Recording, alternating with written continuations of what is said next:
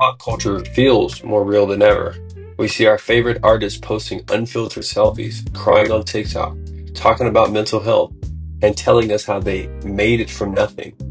It feels like we discovered them, like they're just like us. They just happened to go viral. But that's not really what happened. Most of these stars didn't blow up overnight. They were planted, nurtured, scripted, and rolled out like a product launch. Their rise wasn't organic, it wasn't strategic, and their authenticity, that was part of the marketing budget. The truth is, a lot of these artists were chosen for you long before you ever heard their name. Labels don't chase fame anymore, they manufacture it. And you don't fall in love with the music, you fall in love with the character they've designed for you to relate to.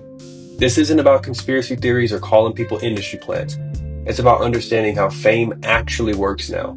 Because the game has changed, and you're probably still playing by the old rules.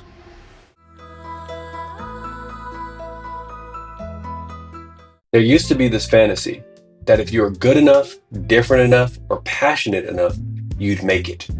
A label would hear your SoundCloud, someone would find your YouTube channel, and bam, overnight fame. That's what we thought happened to Billie Eilish. Homeschooled, awkward teen posts a haunting song called Ocean Eyes, and the world finds her.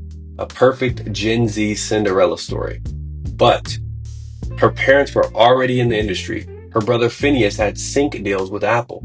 And before most people ever heard the name Billie Eilish, she was signed to Interscope and had a personal PR rollout ready to go. Ice Spice? Same thing. She blew up off a meme track called Munch, but her manager is the son of a legendary New York radio DJ. A week after the track dropped, Drake flew her out privately, and suddenly she was everywhere. Dunkin' ads, Ivy Park, Rolling Stone. That's not random. That's rollout.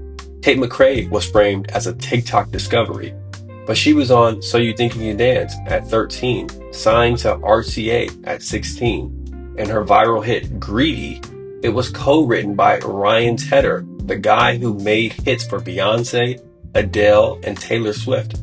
That's not a bedroom banger, that's a formula. Organic doesn't mean real anymore. It means strategically invisible. It means they want you to think you found it. You might love the artist. You might love the music, but let's be clear, you didn't discover them.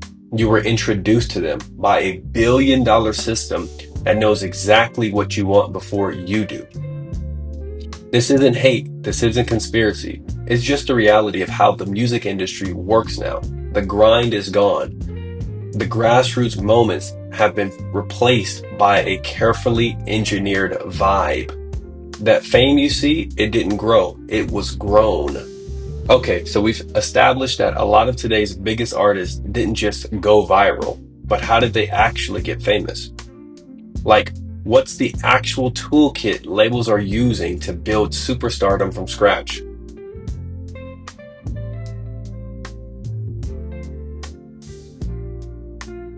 Everyone still thinks TikTok is the magical place where a bedroom singer can blow up overnight. But here's the truth.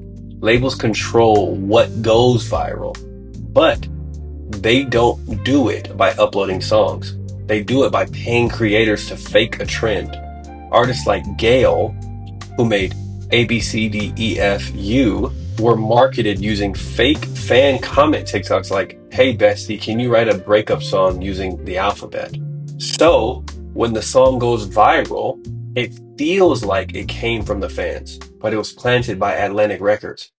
Creators like at Nice Michael have shown DMs from labels giving exact posting instructions and scripts to boost songs.